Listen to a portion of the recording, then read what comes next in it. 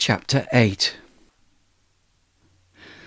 In these days, newspapers, television, and cheap novels bombard us with subtle allusions and crass assumptions that God is irrelevant, and that those who believe are either corrupt or stupid. It takes some considerable effort to swim against the tide and say, "Wait a minute, do you know what you're talking about?" Does your lack of respect merely show your prejudice and your ignorance? And what do you gain by undermining the faith of thousands who find great comfort in their beliefs? All the same, year after year, these attacks can wear us down. God may love the world, but what difference does he really make? We know from experience that a kind and loving person may be powerless to help or to protect. In some circumstances, love is not enough if it has no power to intervene and take control. Is that all we can really expect of God? A little sympathy or regret? In the heat of the battle between good and evil, all is noise and confusion, and the majority may seem to be against us. We cannot tell if the course of events will swing this way or that, or who in the end will win. The onlooker might conclude that God himself is powerless to intervene. He may be loving, but is he in reality so weak and insignificant that we'd be unwise to look to him for help and foolish to depend on him for anything? The Bible writers have an uncompromising answer to this question. In fact, they have more to say about the power and authority of Yahweh than about his love. Having created the universe, he sustains it, he directs it, redistributes the people upon it, and at times he condemns and removes tribes, nations, and individuals. To Jeremiah he says, "It is I who by my great power and my outstretched arm have made the earth, with the men and animals that are on the earth, and I give it to anyone I choose." Jesus, when challenged by the Roman governor, said, "You would have no power over me unless it had been given you from above." The Almighty is indeed almighty. Job said, "I know that you can do all things, and that no purpose of yours can be thwarted." Jesus agreed. All things are possible with God, he said. But the power of Yahweh to intervene and take control is not random or capricious. It's purposeful and exercised for the benefit of his people. Many times we read, "They cried to Yahweh in their trouble, and he delivered them from their distress." When Jerusalem was threatened, he declared, "I will defend this city to save it, for my own sake and for the sake of my servant David." So Mary, the mother of Jesus, sang her song. "He has scattered the proud in the thoughts of their hearts. He has brought down the mighty from their thrones, and exalted those of humble degree. He has filled the hungry with good things, and the rich he has sent empty away." This world may seem out of control, but the Bible writers have reason to think the opposite. "I know the plans I have for you," declares Yahweh, "plans for welfare and not for evil, to give you a future and a hope." The eternal Elohim not only knows the future, he secures it. "I am God," he says, "and there is none like me, declaring the end from the beginning, and from ancient times things not yet done, saying, my counsel shall stand, and I will accomplish all my purpose, calling a bird of prey from the east, the man of my counsel from a far country. I have spoken, and I will bring it to pass. I have purposed, and I will do it." But this raises a further question. If Yahweh is truly in control, why does he not keep us safe from harm and danger in the world he's so carefully made? In these present days, as indeed throughout human history, it's evident that vandals, terrorists, profiteers, and fools are at loose in this unhappy world. Many good ideas and great plans are carelessly spoiled or deliberately wrecked. Jesus told a story in which a farmer sowed good seed in his field. At night, someone came and sowed weeds among the wheat. The servants came and said to him, "Master, did you not sow good seed in your field? How then does it have weeds?" He replied, "An enemy has done this." From early days, the Bible writers were aware not only of Yahweh working for good in his creation, but also an unseen enemy working actively for evil. This is the adversary, Satan or Satanas in Aramaic, also known as the accuser, devil or diabolos in Greek. It's clear that we may sow good seed and pray for a good harvest, but then, on account of an enemy, see our hopes frustrated and our fields spoiled. And this problem, Jesus warns us, will not be resolved before Judgment Day. We suffer with our Lord the profound sorrow of seeing his creation in constant danger and disarray. Many good intentions and noble projects are undermined or crushed. Jesus himself, teaching his disciples, was troubled by one who became a traitor. Paul, as he preached good news, suffered a thorn in the flesh, an agent sent by Satan. Others were warned, "The devil is about to throw some of you into prison." Most of us are handicapped in some way.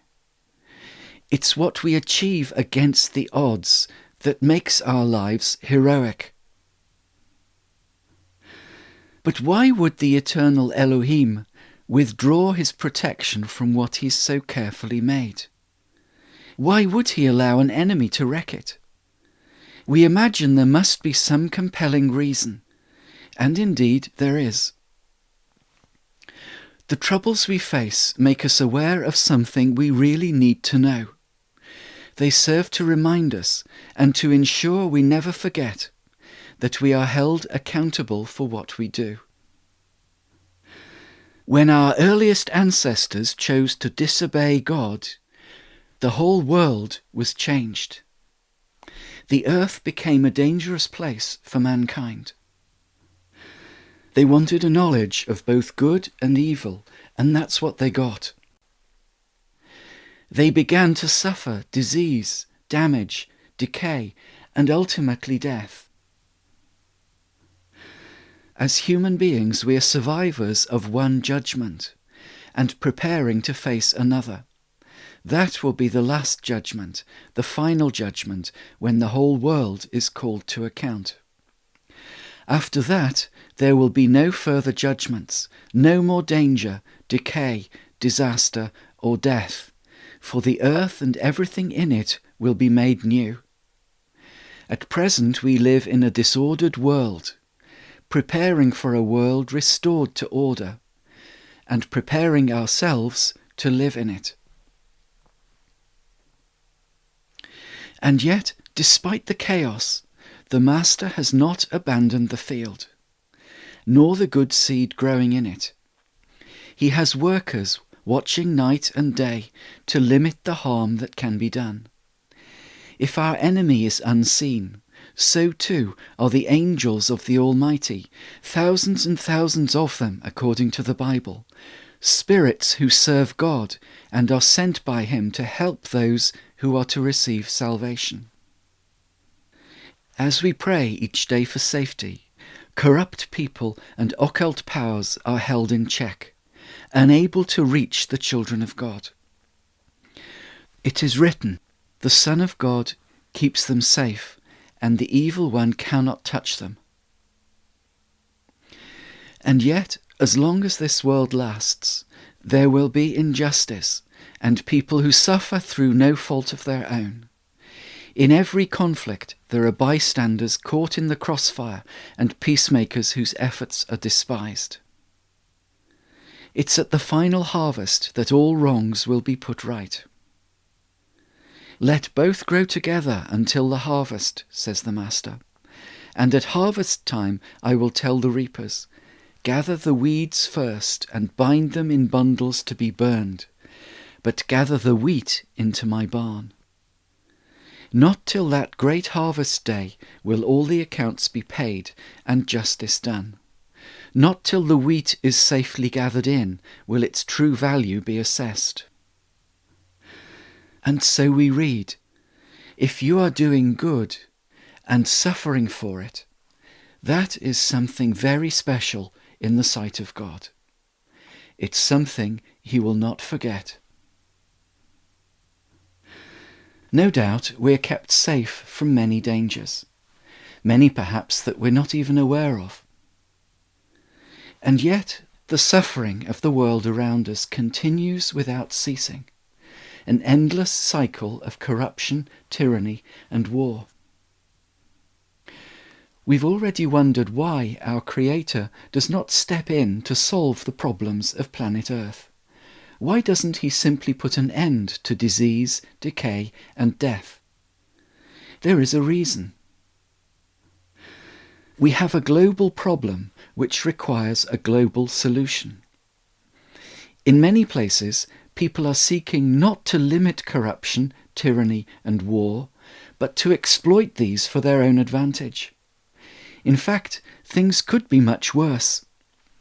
As things stand, every conqueror and oppressor eventually suffers illness or gets old and dies. But in a world with no disease, decay, or death, a tyrant would continue in robust health to exploit and enslave his people and neighbouring peoples forever and ever. If there were just one bully with this permanent immunity, he would take risks unthinkable to ordinary mortals.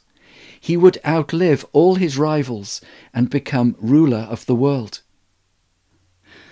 This makes one thing clear. The earth can only be healed when every last germ and parasite is gone. We'll only be safe when every trace of evil is removed from our planet, and when all its inhabitants are totally transformed.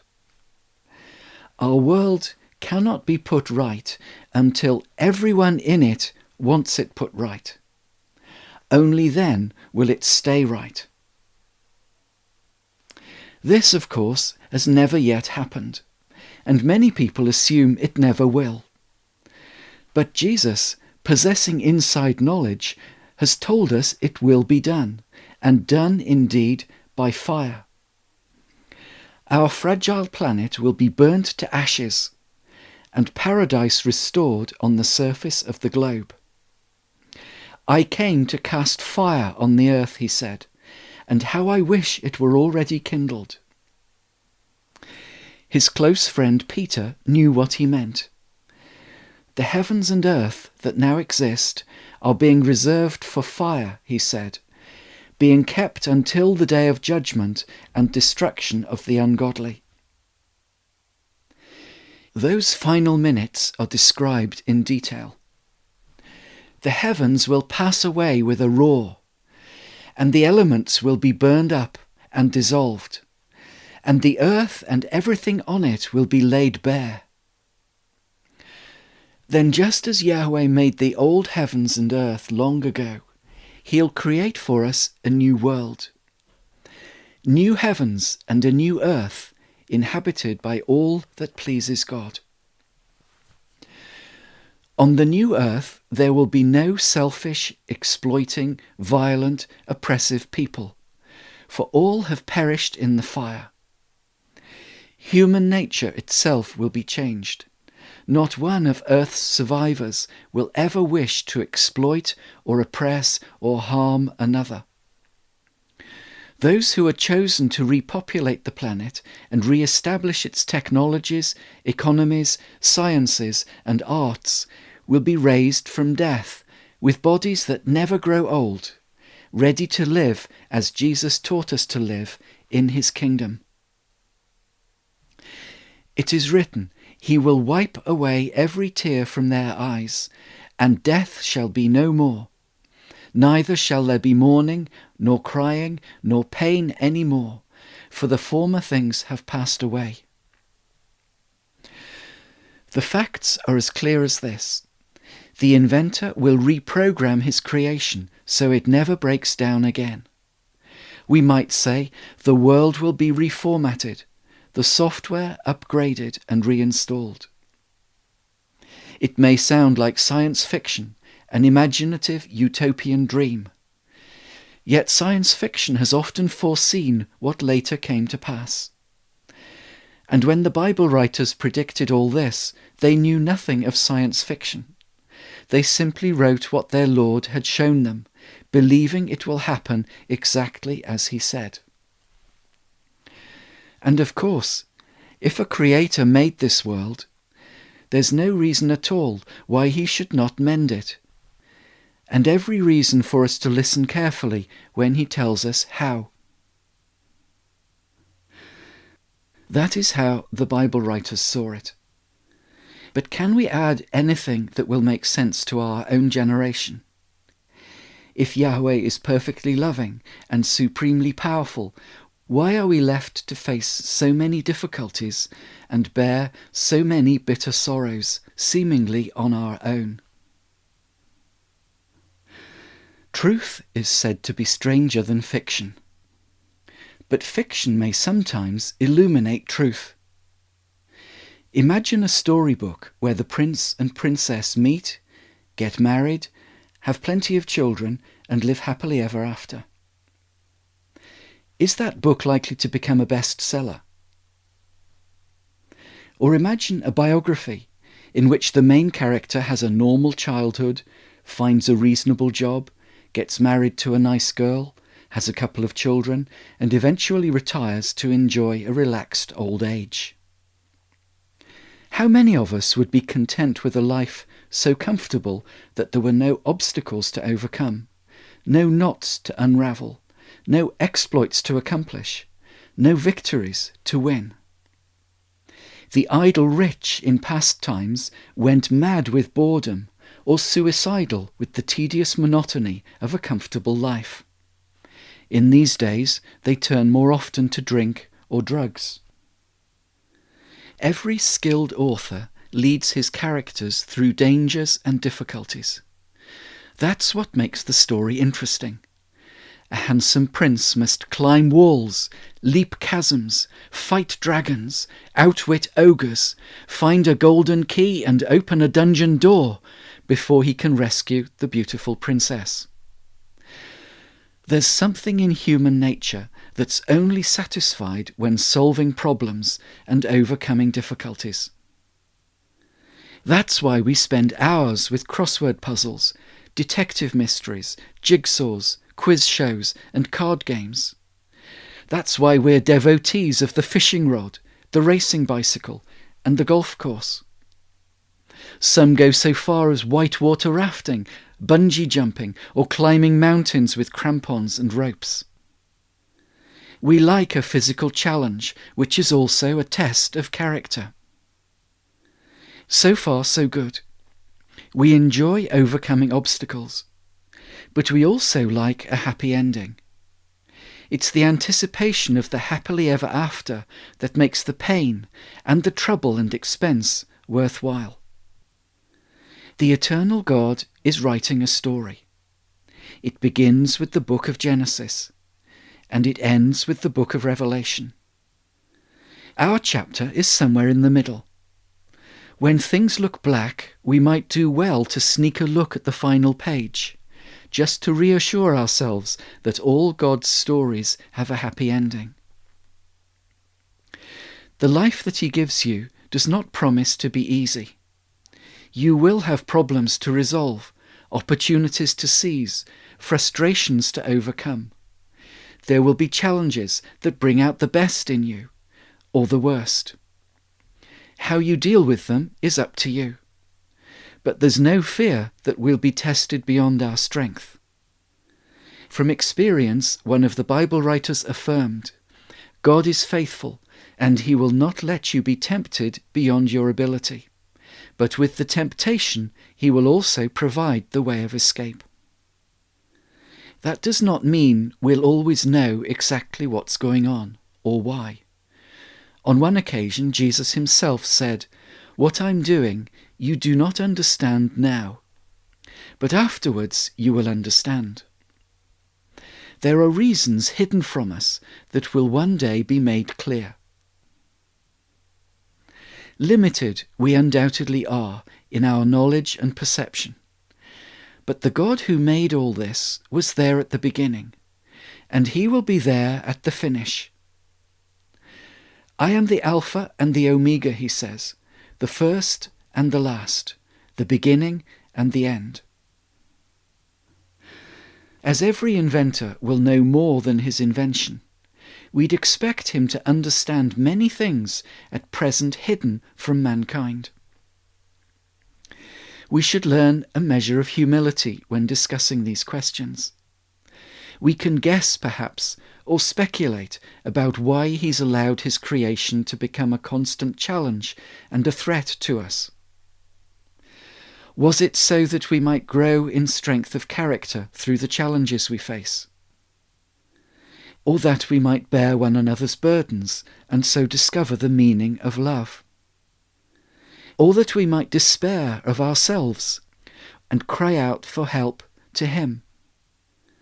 Or so we might look forward with keener anticipation to the day when this old world gives way to one far better, and prepare ourselves and others for that day. As Solomon the Wise observed, "Better is the end of a thing than its beginning, and the patient in spirit is better than the proud." The happy ending is all the happier for the challenges which have been faced and the obstacles that have been overcome. But we cannot know the whole story until we turn the final page.